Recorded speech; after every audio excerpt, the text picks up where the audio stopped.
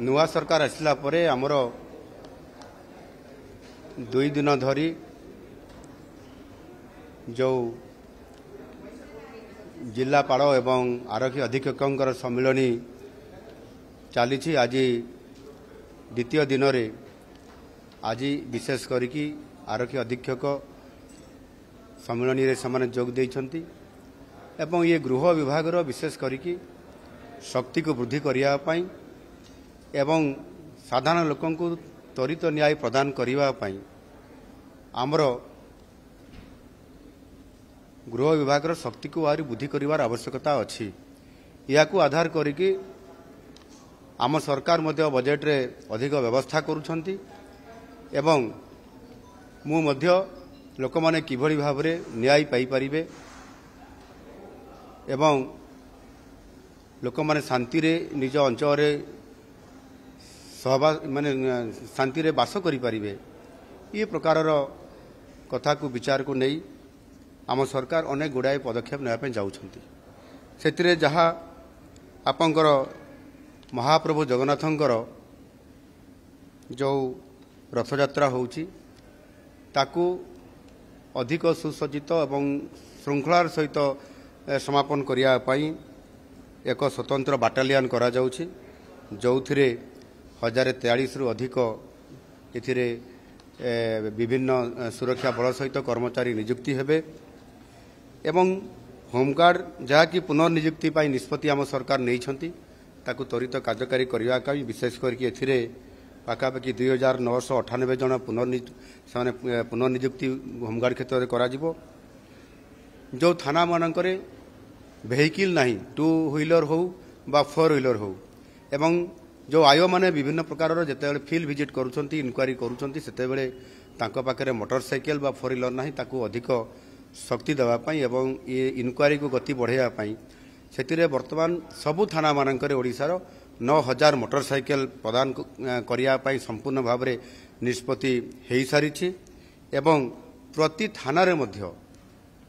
Emergency आपत्कालीन काम करने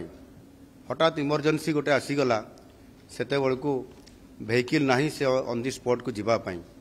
आईआईसी कौन सी समय जदि से 4 व्हीलर को निजे कि कहा ऑफिसर को दायित्व दे दी से गाड़ी नहीं से समय त्वरित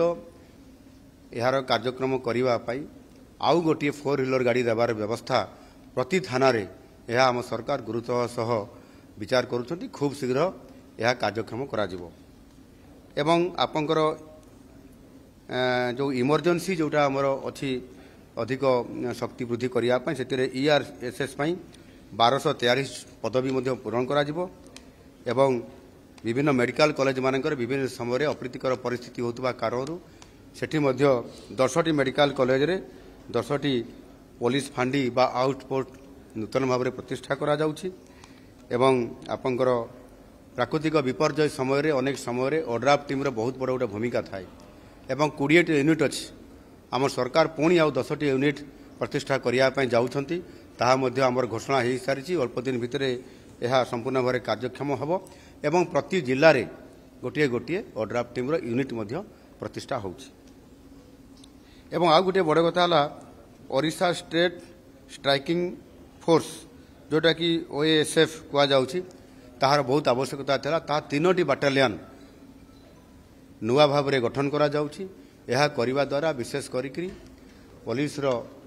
जो थीम अच्छी सेवा और सुरक्षा ये कार्यक्रम को सफल करने हेले तांकर शक्ति को एवं तांकर मनोबल को दृढ़ करने पड़ो से आमर ये गृह विभाग जहाँ भी तांकर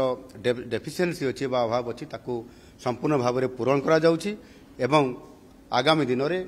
एक शांतिप्रिय राज्य हिसाब से जो ओडिशा अच्छी ताकू बजाई रखिया संपूर्ण भाव में आम पुलिस विभाग ओडिशा पुलिस सक्षम अच्छी आगामी दिन में आहरी अधिक शक्तिशाली हो भारत वर्ष में जेभली भाव में यह स्वतंत्र भाव में प्रथम धाड़ी रे रहिबो से प्रकार आम ताकू शक्ति जोगाई आज ये सम्मेलन में ये कथा मु समस्त जिलापाल मान उपस्थित आरक्षी अधीक्षक मानक एवं राज्यर उभय विभाग वरिष्ठ अधिकारी मान उपस्थित मु परामर्श देइछि एवं निश्चित भाव में ଆଗାମୀ ଦିନରେ ଆମ ଓଡ଼ିଶା ପୋଲିସ ଭାରତ ବର୍ଷରେ 1 ନମ୍ବର ପୋଲିସର ମର୍ଯ୍ୟାଦା ପାଇବ ସେ କାର୍ଯ୍ୟକ୍ରମ ହାତକୁ ନେଉଛି।